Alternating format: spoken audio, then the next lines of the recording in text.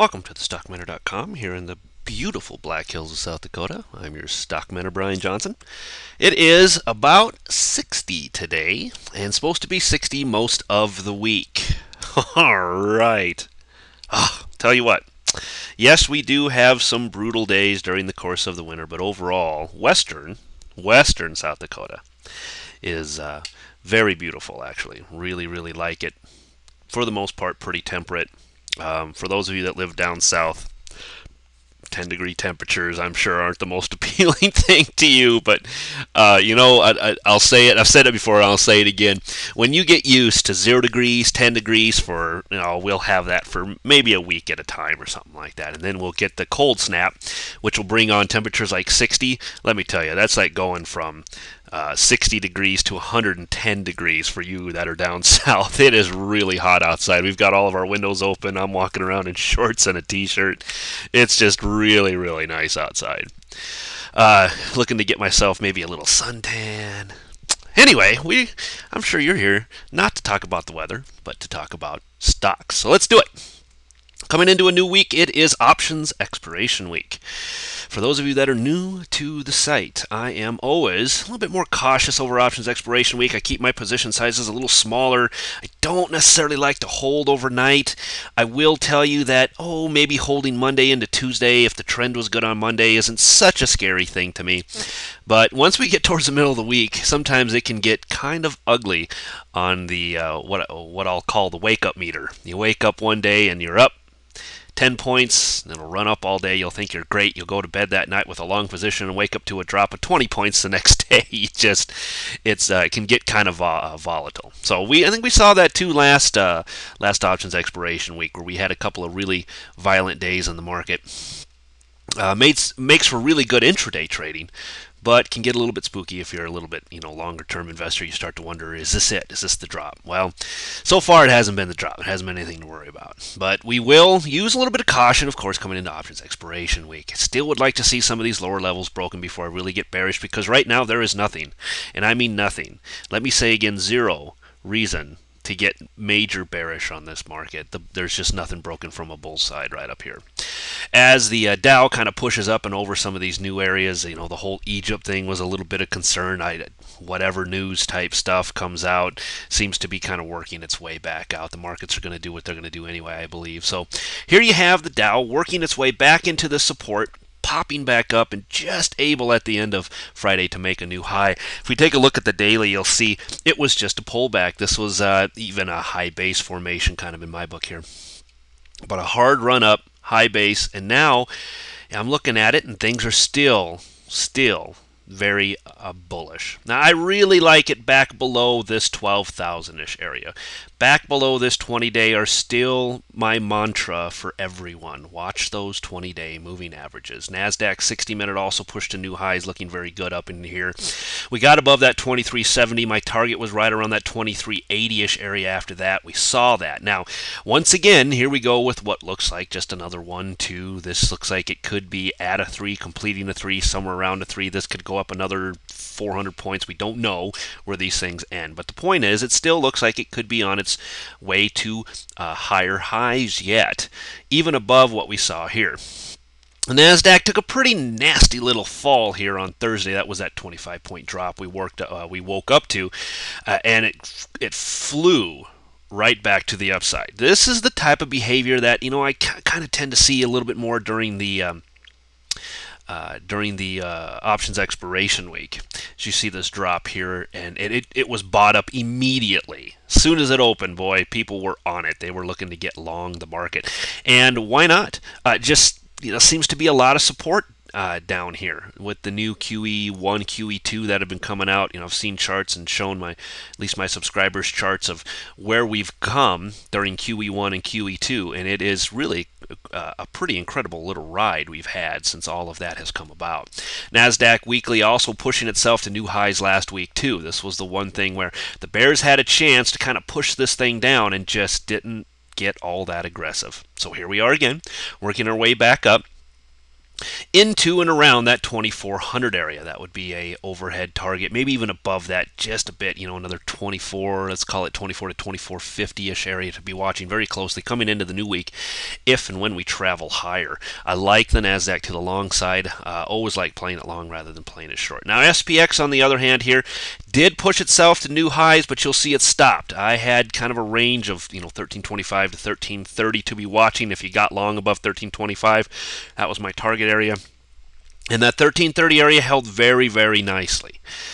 But as of now, nothing really to be spooked about. If we pull back, watch for 1325 to hold. That'll be one of the marks to be keeping on your charting for this next week. From a daily perspective, too, look at the pullback. Move up, high base. Move up, pull back. Move up, what's next? Anybody's guess.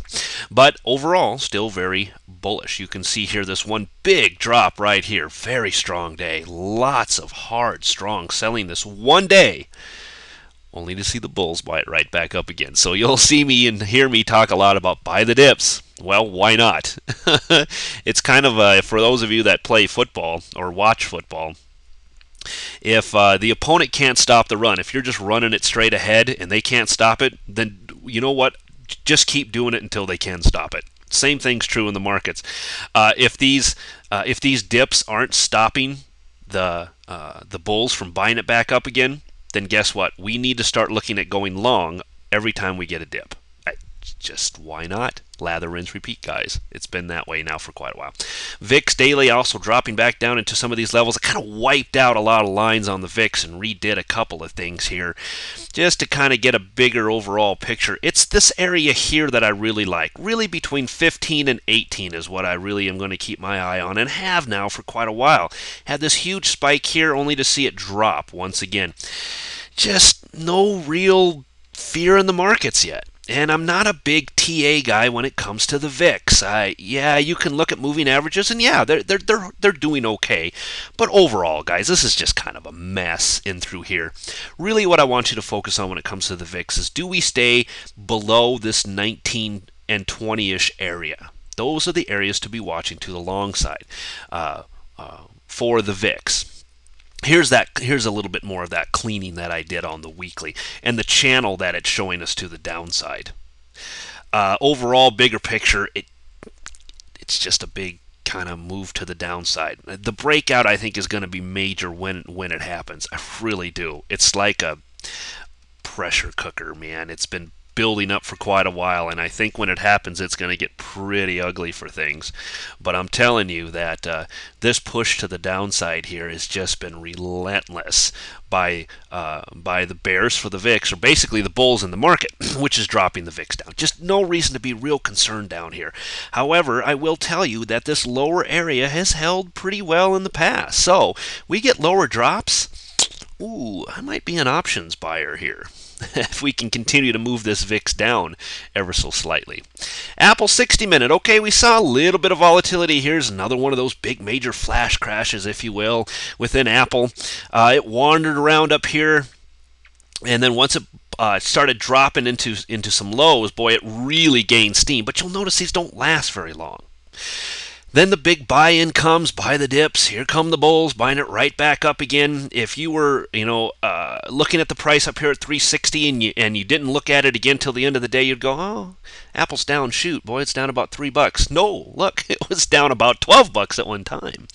But these flash crashes don't last long in Apple. People are buying this thing up in a big way every time it wants to drop. Now, going forward, we're kind of in limbo land here. We're kind of stuck between some things. I would really caution you guys against longs until we get back above about really safest part, 360-ish or so. And back below this 50 period moving average is a good place to start looking at some shorts, or maybe covering your longs for at least a few days, if nothing else. Apple here consolidating. Look at the big push right here, came right back to a support area. Go fig. And now it's just consolidating. So overall, I really am still neutral bullish on Apple. I have to be. It's so strong. It doesn't seem like it wants to go anywhere. I've seen estimates of 400, 380 on Apple. Doesn't have to make those estimates, but sure seems like Apple wants to continue in this higher route. The problem is it doesn't want to pull back. So it does it very quickly.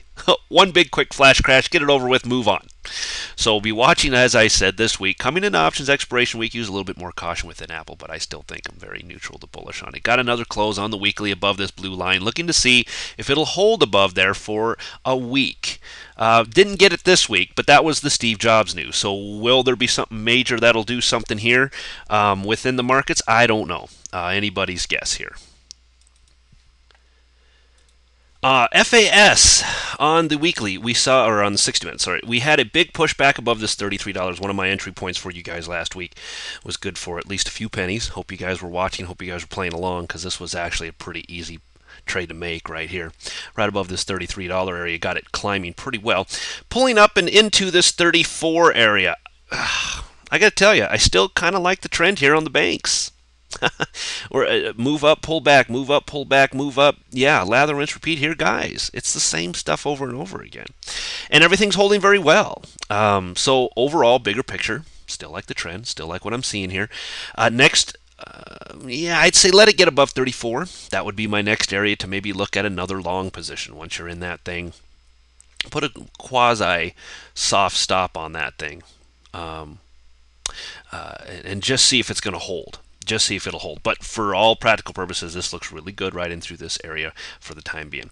FAZ then, of course, falling downwards. You can see it breaking all these lower levels. I've been giving you levels to go short all the way down, and every one of them's working. They're all very good trades. Should be making money off all of these if you're an FAZ player or an FAS player. And we talked once again, I'll bring it up, if you want to go long, totally speculative.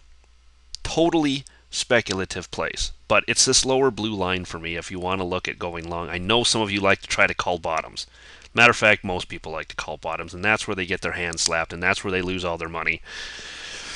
If you're going to try stuff like that, you got to have at least a better idea of what you're doing, how to manage the trade once you're in it, and how to be cautious about the whole move itself. So let me reiterate, look into the mentoring courses, pays for itself. It'll do you a world of good if you really truly want to be consistently profitable in the markets, or try to put those few remaining puzzle pieces together for yourself. The course will do it. And right here, I know a lot of people are still trying to go long down here, and you're just getting your hand slapped. If you followed me for any length of time, and you've gone long, FAZ, it's not because I'm telling you to. So just stay away from it. If you guys want to go long, take a small one down here towards this blue line, but otherwise you're going to want to wait till it gets back up into these areas before we start looking at those longs. And when we get there, I'll let you know. But well above these areas, back above even $9 right now for me. I know it's $1.50 away, and a lot of you want to try to catch that $1.50 move, but how many of you have tried to catch this low here and been burned, and now you're in at 11, then 13, or 13, then 11, then 10, then 9, then 8, and you're bleeding to death right now. Just be very cautious with your trading. So we'll watch this blue line, and if we can get down to here, let's just see if that by any small chance ends up holding. That would be my first best guess at where we might see a stopping point for temporarily anyway within FAZ. Let's watch and see if we might not reach that this week. Options expiration once again tends to be a little bit more volatile, so you'll want to be careful. Okay, I'm going to be back with you again tomorrow night. For those of you that want to know what was on last week's schedule, or last week's subscriber list, let me show it to you. I'll also do this again tomorrow night.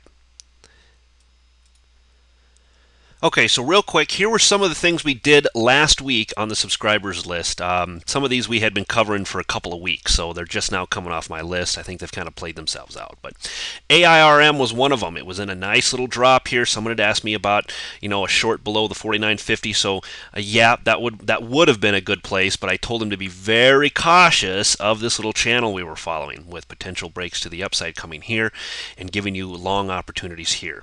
So getting out and above this, we were able to make a little bit of money to the upside. This was one that then got stuck within the moving averages here, and we kind of got out of that position and called it good for the time being. I'm done with this trade, but overall you can see the nice climb we did up and out of this particular trade that we were watching. Here was the other one. BAX worked out beautifully for us. This was one that we'd been following for a couple of weeks. Finally got the break, and it was go long above 49, go short below 48. We never got the short entry. We did get the long entry above 49. For those that missed the entry above 49, I gave them an entry above the 50-day. So whether you got in on the initial 49 or above the 50-day, didn't make a difference. We made very good money on this one last week. A huge climb by backs, and a lot of those are still staying in it. I'm going to try to pull some extra. I'd be cautious about this one now, though. But you can see we did very well on this one last week. Had to wait a couple weeks for it to really play out, but it certainly paid off for us big time last week. CF was another one that we were following. My entry was above this 146 and or above the 147 area, and you can see by the end of the week we hit this overhead area.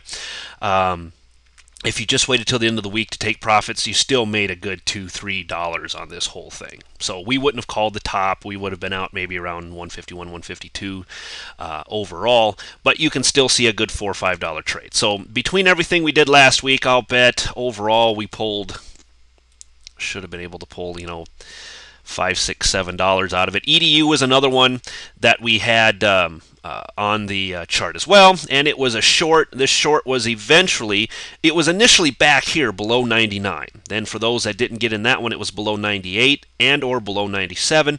Any one of those entries worked. I gave stops all the way down, where to keep those things. On all of my charts, once we're in, I like to give my subscribers ideas of where exactly to put their stops if they want to be more aggressive or more conservative. But you can see this one's kind of played itself out, but it did very well. So for those in below 99, it was about a $5 trade. For those below 97, it was still a $2-3 trade. So we did very well on our plays last week.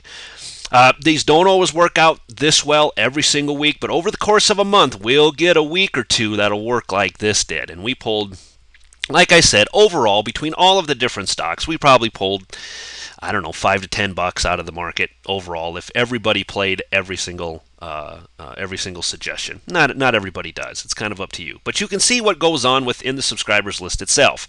I give individual stock plays. I give eventual entries and exits and stop ideas. Hopefully this gives you a better idea of what goes on in the subscribers list. $28 a month, and we pulled $5 to $10 just last week out of the market itself. So on any kind of shares, you more than paid for it.